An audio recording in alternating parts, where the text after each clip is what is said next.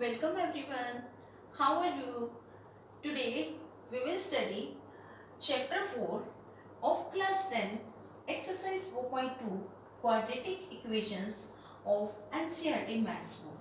Question number 3 is find two numbers whose sum is 27 and product is 182. हमें दो numbers निकालने हैं जिनका सम 27 हो और प्रोडक्ट 182। अब हमें दोनों में से कोई भी नंबर नहीं पता, लेकिन हमें उनका सम पता है। अगर मान लो मैं ये कहूँ कि दो नंबर्स का सम 45 है और उनमें से एक नंबर 5 है, तो दूसरा नंबर क्या होगा? दूसरे नंबर को फाइंड आउट करने के लिए मैं क्या करूँगी? 45 में से 5 को सब्ट्रैक्ट कर दूँगी। तो यहाँ पर भी हम यही करेंगे कि हमारे पास कोई भी नंबर नहीं है। अगर हम एक नंबर को सपोज कर लें तो हम दूसरा नंबर 27 में से उस जो नंबर सपोज किया है उसको माइनस करके हमें मिल सकता है, और उस पर फिर हम कंडीशन किसकी लगा देंगे? प्रोडक्ट की। तो दो हमारे पास नंबर्स हो जाएंगे और एक कंडीशन हो जाएगी। Again the same thing, two things and one condition. तो let first number is x। अगर एक नंबर x है और उन दोनों का सम 27 है, तो what will be the second number? Second number is 27 minus x. So now we have got two numbers in terms of x. लेकिन हमें x की टर्म्स में नहीं चाहिए, हमें कंप्लीट नंबर चाहिए। तो उसके लिए फिर हम इन दोनों नंबर्स पर कंडीशन अप्लाई करेंगे। What will be the condition? Product of two numbers is 182। तो अब हम प्रोडक्ट की तरफ जाते हैं। इन दोनों सम का प्रोडक्ट क्या है? 182। सो अकॉर्डिंग टू स्टेटमेंट और according to question, x into 27 minus x is equal to 182। इनका प्रोडक्ट 182 है। इनका प्रोडक्ट 182 है। Now we have to simplify this expression to get the quadratic equation. So 27 into x, that is 27x minus x into x, x square equal to 182. Now again we will be simplifying this equation. That will become minus x square plus 27x minus 182 equal to 0. And in order to remove the minus sign, this equation can be written as x square minus 27, sign change कर देंगे, plus 182 equal to 0. Now we have to find out the roots of this quadratic equation. जब roots निकालेंगे तो x की value आ जाएगी हमारे पास, और x की वैल्यू इन दोनों नंबर्स में पुट करके हमें दोनों नंबर्स मिल जाएंगे। So how to find the roots of the equation? By splitting the middle term. अब यहाँ 182 है, 182 के अगर हम फैक्टर्स बनाएं तो क्या बनेंगे? 2, 9, 1, और 13 से डिवाइड करेंगे 7, और 7 से 1। सो 127 को हम कैसे स्प्लिट करें कि उन दोनों को मल्टीप्लाई करके क्या आए? 182, और उनको सब्ट्रैक्ट या ऐड करके -27 आए। अब यहाँ पर क्या है? 13 7 सा 91। अब 13 7 सा अगर 91 है, 91 और 2 93, 27 नहीं आता, तो हम इन दोनों और एक इसका और इसका हम पेयर नहीं कर सकते। अगर हम 7 2 सा 14 को लें और साथ में 13 को लें, तो 14 प्लस 13 क्या 27 आता है? यस। तो हम लेंगे 14 एंड 13। तो ये इक्वेशन हमारी बन जाएगी x square minus 13x minus 14x plus 182 equal to 0। Now we can take common. अब कॉमन लेंगे इसमें से, x कॉमन आएगा इन दोनों में से, this will become x minus 13, और इन दोनों में से 14 कॉमन लेंगे तो ये x हो जाएगा। 14x को 14 से डिवाइड करेंगे तो, और माइनस है यहाँ बाहर तो यहाँ पर माइनस हो जाएगा, साइन चेंज हो जाएगा, और यहाँ पर हमारे पास 13 आ जाएगा equal to 0। So we can take x minus 13 as common from both of these two terms. तो x माइनस 13 कॉमन लेंगे तो इस पूरी टर्म को इससे डिवाइड करेंगे, ये कैंसिल, x बच गया हमारे पास, और इससे ये कैंसिल, माइनस 14 बच गया, and this is equal to 0. Now either x equal to 13, x minus 13 equal to 0, तो x इज इक्वल टू 13, और x minus 14 equal to 0, so x is equal to 14. अब हमारे पास x की दो वैल्यूज आ गई. इन दो वैल्यूज में से हम अगर एक नंबर 13 लेंगे तो दूसरा 14 होगा, अगर एक 14 लेंगे तो दूसरा 13 होगा.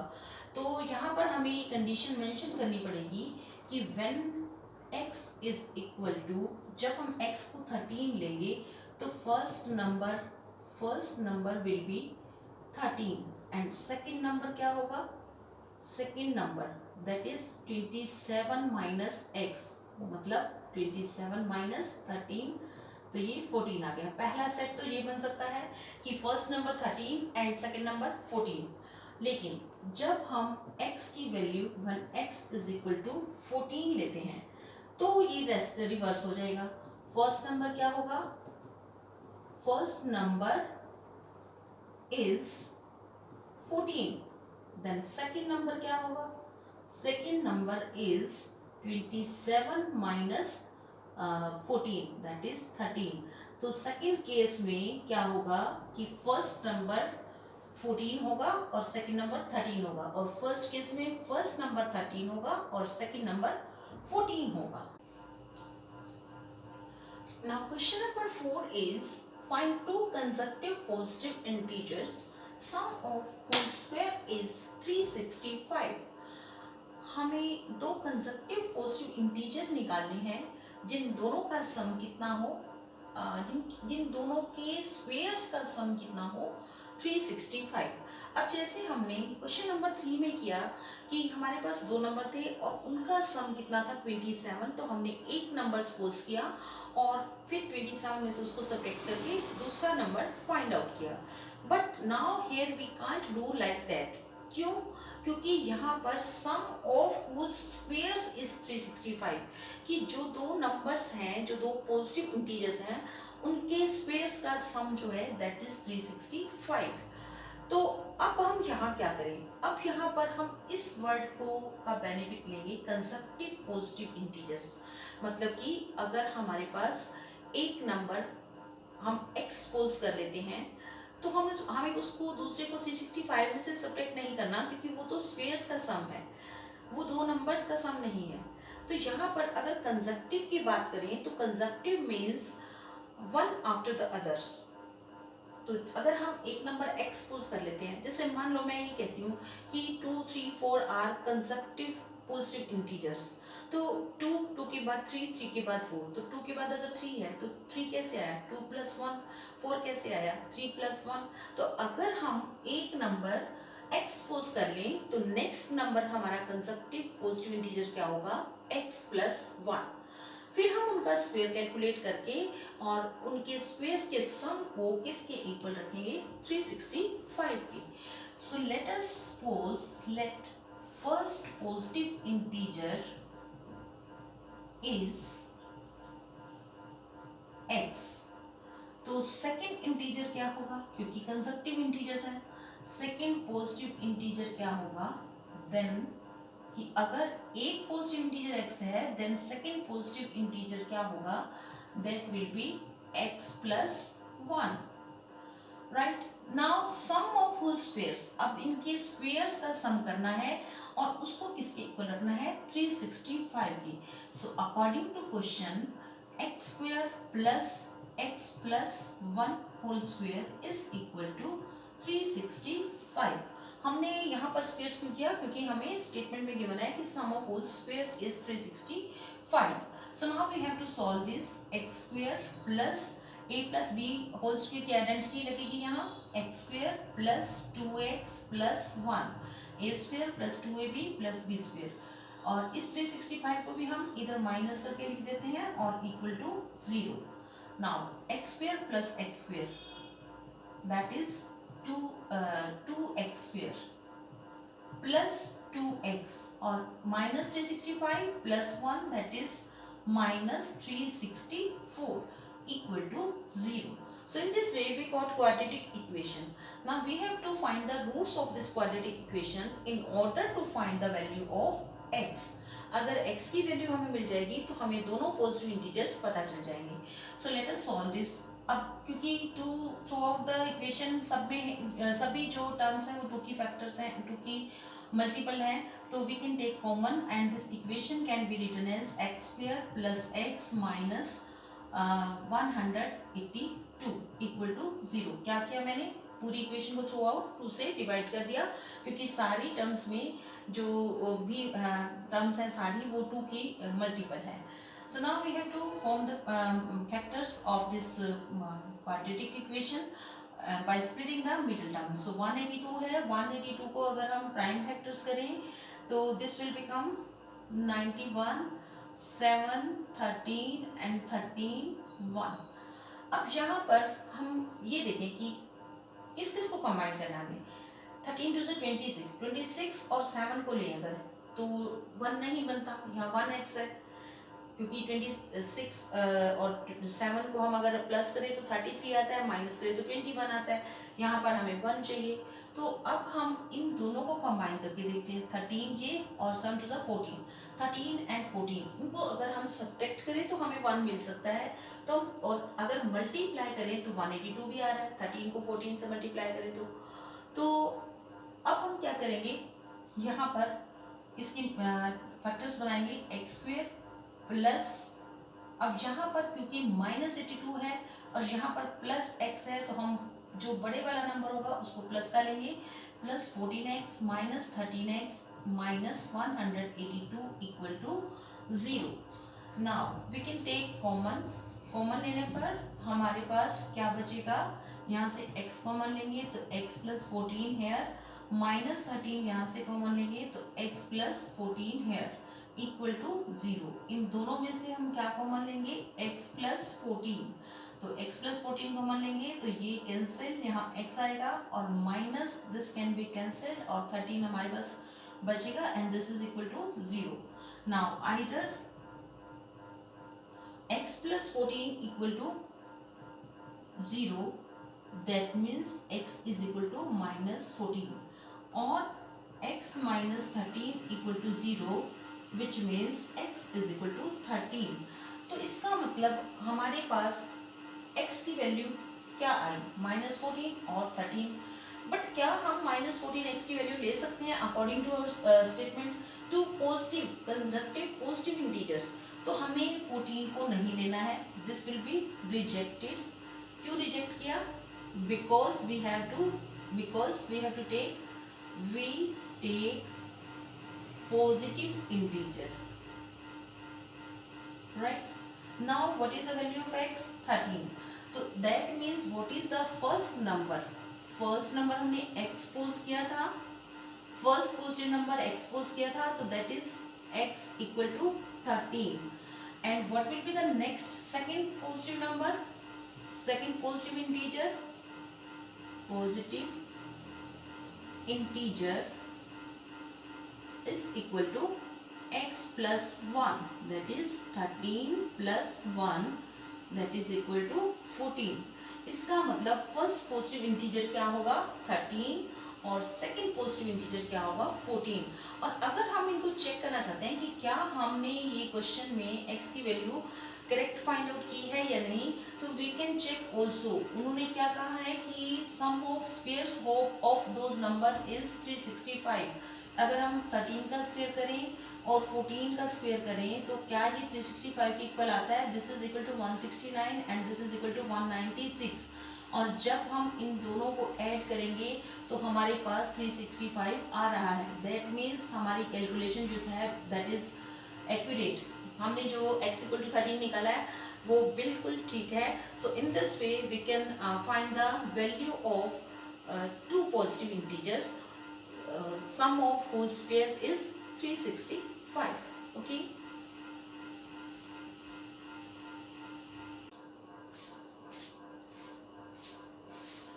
Now question number 5 is altitude of a right triangle is 7 centimeter less than its base. If the hypotenuse is 13 centimeter and the other two sides, you have to find other two sides. Okay, what is that? There is a right triangle. What is right triangle? whose one angle is 90 degree. एक right triangle है जिसके अंदर altitude जो है वो 7 centimetre है. Altitude means perpendicular. Perpendicular is 7 centimetre less than it's base. जितना उसका बेस है उसका परपेंडिकुलर उससे 7 सेंटीमीटर कम है.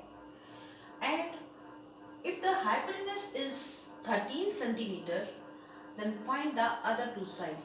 Hypotenuse हमें given है that is 13 and two things जो हमें नहीं given है उन दोनों में से वो हमने देखना है. हमें ये given है कि base is 7 centimeter, altitude is 7 centimeter less than its base. That means altitude तो हम पता चला सकते हैं कब, जब हमें base पता हो. और बेस हमें पता नहीं है, सिर्फ ये पता है कि एल्टीट्यूड जो है वो बेस से 7 सेंटीमीटर कम है. तो दैट मीन्स प्रॉब्लम कहाँ आ रही है, हमारे पास बेस नहीं है.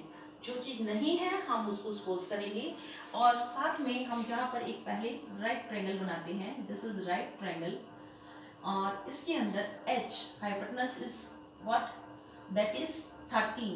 हाइपोटेन्यूज इज 13 एंड बेस हम एक्सपोज करें अगर तो जो उसका एल्टीट्यूड है that is 7 less than base. That means ये x माइनस 7 हुआ. अब इसको हम लिख लेते हैं. Hypotenuse is 13 centimetre. That is the longest side of the right triangle. So let base of right triangle is x. हम सपोज कर लेते हैं कि राइट ट्रायंगल का बेस x है. अब अगर बेस x है तो what about altitude, because this is given that altitude is 7 less than base. That means this is equal to x minus 7 centimetre. Now we are having three things, h 13 centimetre, b x and altitude और you can say perpendicular p is x minus 7. अब यहाँ पर two things क्या है, base and altitude. We have got two things, one condition. अब condition कहाँ से लाएं, इसमें तो हमें कोई कंडीशन ही नहीं दी हुई.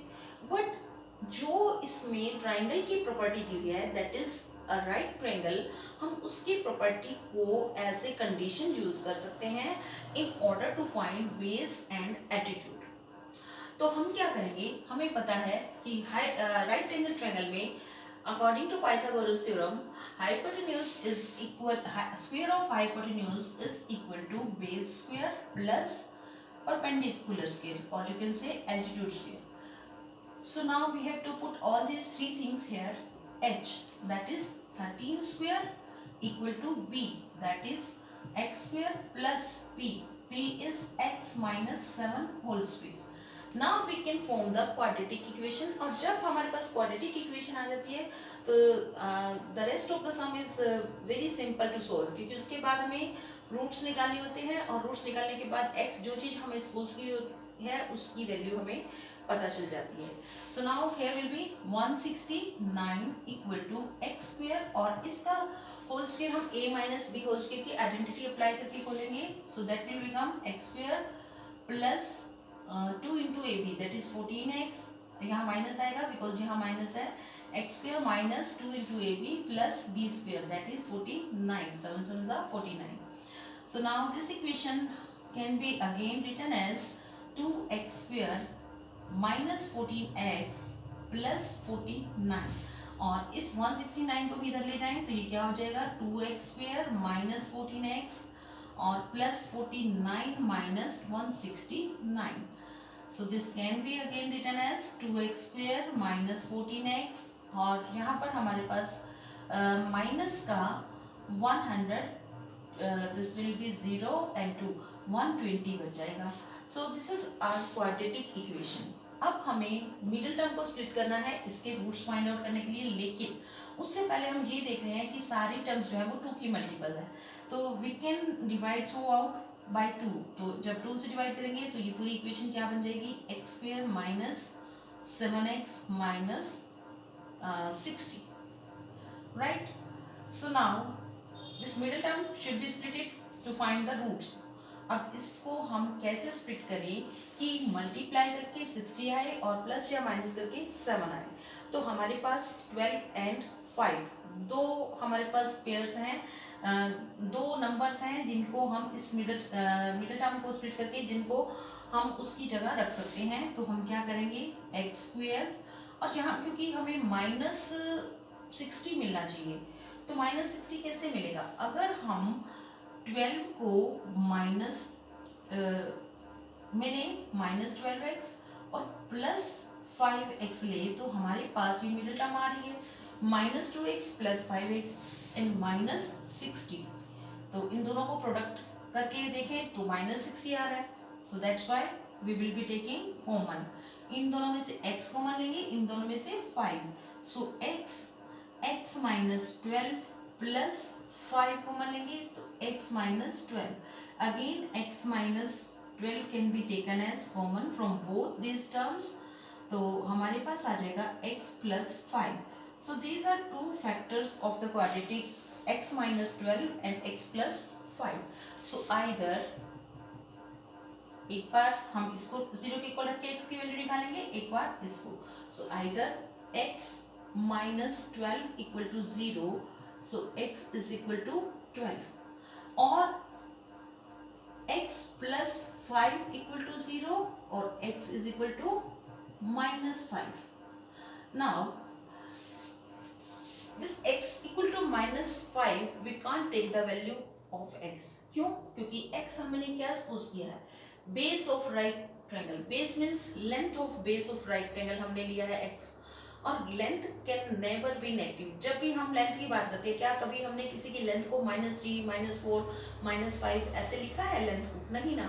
सो that's why we can't take -5, so this -5 can be rejected because length can never be, length किसी भी चीज की लेंथ हो, length can never be negative, length कभी भी नेगेटिव नहीं होती। तो हमारे पास x की क्या वैल्यू आई, therefore x is equal to, बाकी रह गया हमारे पास 12, तो x की वैल्यू कितनी आई 12। तो दैट मीन्स हमने x किसको सपोज किया था, बेस को, so base of right triangle is 12 and what about altitude, altitude क्या है, उससे 7 कम है, so altitude is equal to x minus 7 that is 12 minus 7 and that is 5। तो हमारे पास यहाँ पर एल्टीट्यूड कितना आया 5 और बेस कितना आया 12, जो कि हमने निकाला था find the other two sides. मतलब हमें h तो गिवन था 13 सेंटीमीटर, अदर टू साइड्स हमें पता थी, हमने खुद से पता लगाई, बट कैसे पता लगाई, इन टर्म्स ऑफ x, लेकिन हमें answer in terms of x नहीं निकालना होता, तो हमें x की वैल्यू फाइंड आउट करनी होती है। x की वैल्यू फाइंड आउट करने के लिए क्वाड्रेटिक बनाई, उसके रूट्स निकाले, रूट्स से x की वैल्यू निकाली, x की दो वैल्यूज मिली हमें, जिसमें से एक वैल्यू नेगेटिव थी, तो नेगेटिव वैल्यू को हमने रिजेक्ट कर दिया। अगर मान लो एक वैल्यू दूसरी भी पॉजिटिव होती तो हम दोनों को रखते, फिर हमारा क्या होता कंडीशन कि जब एक वैल्यू 12 है तो दूसरी 7 होगी, जब पहली वैल्यू 7 है तो दूसरी 12 होगी, बट यहाँ पर हमने एक वैल्यू को रिजेक्ट कर दिया due to negative sign. So in this way we can find the other two sides of a right angle triangle by applying Pythagoras theorem. Okay.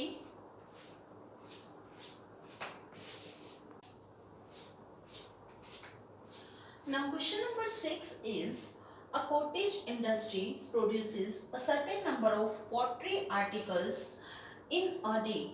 On a particular day, the cost of production of each article in rupees was 3 more than twice of the number of articles produced on that day. If total cost of production on that day was rupees 90, find the number of articles produced and cost of each article. Here in this statement again two things and one condition. The requirement is to find out those two things and one condition, or वो दो चीज़ें और एक condition निकालने के लिए हमें पहले स्टेटमेंट को पूरा अच्छे से समझना होगा। So what is in this statement? एक कॉटेज इंडस्ट्री है और उसमें पॉटरी आर्टिकल्स बनते हैं और एक दिन में कुछ पॉटरी आर्टिकल्स बनते हैं। उसमें हमें नहीं पता कि एक दिन में कितने आर्टिकल्स बन रहे हैं। पोट्री आर्टिकल्स, पोट्री आर्टिकल्स क्या होता है? जो ये मिट्टी के बर्तन होते हैं, दिस इज पोट्री, राइट। तो पोट्री आर्टिकल्स एक दिन में कुछ एक आर्टिकल्स बन रहे हैं किसी इंडस्ट्री में, लेकिन हमें नहीं पता कि कितने बन रहे हैं, राइट। और उसमें क्या है कि ऑन अ पर्टिकुलर डे एक दिन ये देखा गया कि cost of production of each article, कि एक आर्टिकल की कॉस्ट कितनी है। तो ये फाइंड आउट किया गया कि एक आर्टिकल की कॉस्ट कितनी है, जितने एक दिन में आर्टिकल्स बनते हैं उसके ट्वाइस से 3 ज़्यादा एक आर्टिकल की कॉस्ट है। मतलब यहाँ पर दो चीज़ों को रिलेट किया गया, एक तो number of articles produced in one day और एक cost of production of one article. Cost of production of one article कितनी है? जितनी एक दिन में पॉटरी बनती है, number of potteries produced in one day उसके ट्वाइस से 3 ज़्यादा एक आर्टिकल की कॉस्ट ऑफ प्रोडक्शन है। तो इस तरह से दो चीज़ें रिलेट हुई। अब इसमें क्या है, हमें ये तो पता है कि कॉस्ट ऑफ प्रोडक्शन जितने नंबर ऑफ आर्टिकल्स बनते हैं उसके ट्वाइस से 3 ज़्यादा है। कॉस्ट ऑफ प्रोडक्शन पता है कि जितने नंबर ऑफ आर्टिकल्स बनते हैं उसके ट्वाइस से 3 ज़्यादा है, लेकिन ये नहीं पता कि नंबर ऑफ आर्टिकल्स डेली कितने प्रोड्यूस होते हैं, एक दिन में कितने नंबर ऑफ आर्टिकल्स प्रोड्यूस होते हैं। तो जो चीज़ हमें नहीं पता उसको सपोज कर लेते हैं। दो चीज़ें हमें मिल गई, एक number of articles produce in one day और एक cost of production of one article. तो यहाँ पर cost of production of one article तो हमें बता दी गई कि जितने नंबर ऑफ आर्टिकल्स एक दिन में प्रोड्यूस होते हैं उसके ट्वाइस से 3 ज़्यादा है। तो हमें सपोज क्या करना है, let number of production of articles, number of articles produced, you can say let number of articles produced in one day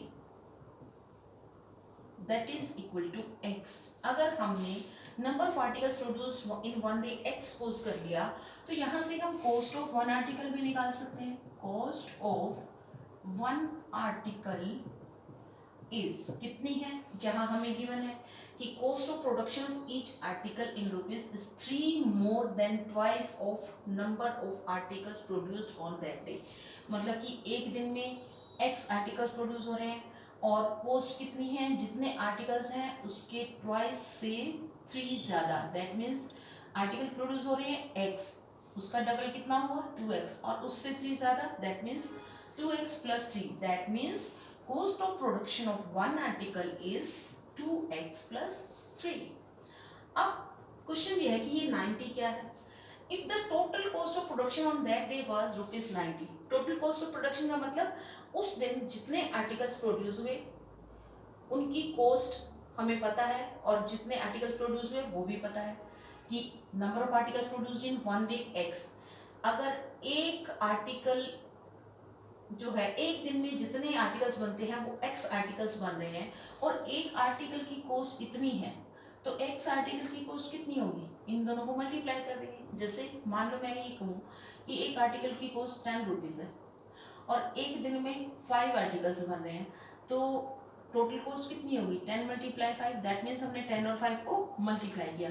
तो इसी तरह से अगर एक दिन में x आर्टिकल्स बन रहे हैं और एक आर्टिकल की कॉस्ट 2x plus 3 है, तो x आर्टिकल्स की कॉस्ट कितनी होगी, दैट इज हम इन दोनों को मल्टीप्लाई कर देंगे। तो यहाँ लिखेंगे total cost of articles produced in one day, मतलब कि x आर्टिकल्स की कॉस्ट क्या होगी, that is x into 2x plus 3। ये हमारे पास total cost of articles produced in one day आ गई, राइट. एक दिन में जितने भी आर्टिकल्स प्रोड्यूस हुए उनकी कॉस्ट कितनी है हमने मल्टीप्लाई करके निकाला x into 2x plus 3. Now according to statement हमें टोटल कॉस्ट ऑफ प्रोडक्शन कितनी गिवन है 90. एक दिन की टोटल कॉस्ट ऑफ प्रोडक्शन कितनी है 90. सो अकॉर्डिंग टू क्वेश्चन ये जो प्रोडक्शन है ये भी एक दिन की टोटल कॉस्ट ऑफ प्रोडक्शन है और 90 भी एक दिन की टोटल कॉस्ट ऑफ प्रोडक्शन है. दैट मीन्स हम इन दोनों को इक्वल रख सकते हैं. So according to question x into 2x plus 3 is equal to 90. तो यहाँ से हमें क्वाड्रेटिक इक्वेशन मिल जाएगी. After that this is very easy to find the value of x, that is number of articles produced in one day. और अगर x आ जाता है तो कॉस्ट ऑफ वन आर्टिकल भी हम x की वैल्यू इसमें पुट करके निकाल सकते हैं. So here we will be finding 2x square plus 3x and 90 है इसको इधर ले आते हैं equal to 0. So now we have to again multiply 2 with 90 that is minus 90 multiply 2 is minus 180. तो इसके हमें इस तरह से फैक्टर्स इसके पार्ट्स बनाने हैं कि प्रोडक्ट उनका माइनस 180 आना चाहिए. सो 2x स्क्वायर. अब अगर हम 15 और 12 को लें 180 के फैक्टर्स बनाएंगे ना और उनमें पेयर्स बना के देखेंगे तो 15 और 12 बनेंगे. 15 और 12 15 में से 12 को माइनस करें तो 3 आता है. So we can write it as plus 15x minus 12x minus 90 equal to 0. इन दोनों को मल्टीप्लाई करेंगे तो माइनस 180 आएगा और अगर इन दोनों को सब्ट्रैक्ट करेंगे तो प्लस 3x आएगा. So we can take now common. लेकिन कॉमन लेने से पहले इस इक्वेशन को हमें रीअरेंज करना पड़ेगा क्योंकि अगर हम यहाँ देखें कि x कॉमन ले तो यहाँ 2x प्लस 15 आएगा. लेकिन जहाँ पर 2x प्लस 15 नहीं आ पाएगा क्योंकि अगर हम यहाँ से 6 कॉमन ले फिर आ जाएगा कॉमन, फिर भी आ जाएगा. यू कैन टेक इसी भी तरह से कर लो, आप रीअरेंज करके कर लो या वैसे कर लो. तो हम x यहाँ से कॉमन लें तो यहाँ पर आ जाएगा हमारे पास x प्लस 2x प्लस 15 और माइनस 6 कॉमन ले लेते हैं यहाँ से. तो 6 कॉमन लेंगे तो यहाँ पर भी 2x प्लस 15 आ जाएगा. So this will be equal to 0. तो यहाँ इन दोनों में से हम 2x प्लस 15 कॉमन ले सकते हैं और यहाँ हमारे पास आ जाएगा x minus 6 equal to 0. Now either 2x plus 15 equal to 0.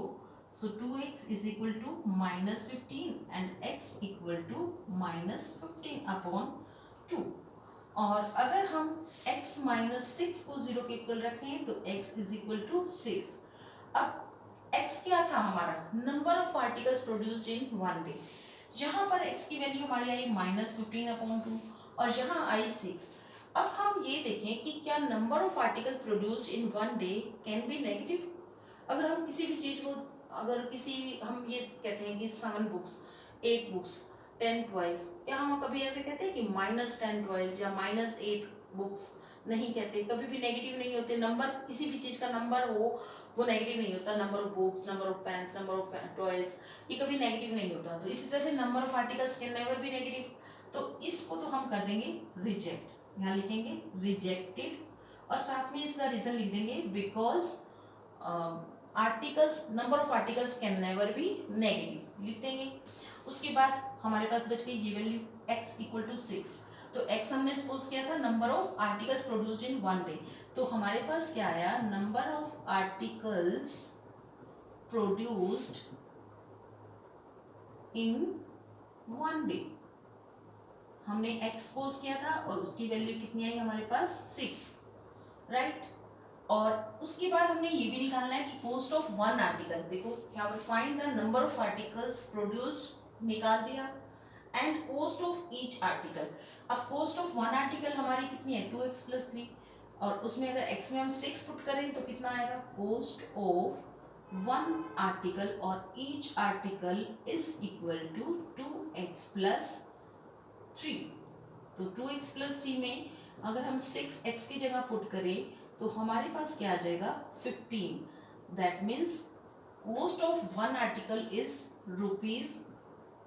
₹15 and number of articles produced in one day is 6. So in this way we can find each and every sum of statement. We can find the answer of each and every sum of statement by reading the statement in a very careful manner and by sorting out two things and one condition. अब इसमें two things हमने find out कर ली कि दो चीजें क्या हैं, तो हमने उसको सपोज कर लिया। सपोज करने के बाद कंडीशन क्या थी कि उनकी जो total number of total cost of number of article produced in one day कितनी 90 दी हुई थी। तो जो चीज दी हुई है ना, हम अपने जो सपोजिशन है उसके अकॉर्डिंग पहले उसको निकालते हैं और जो बुक में दी हुई है उसको हम उसके इक्वल रख देते हैं। तो in this way we can find the sum of the statement which the students think that these questions are, this type of questions are very difficult. I think so these are not so difficult if you do these sums by understanding the statement in a very well manner. Okay.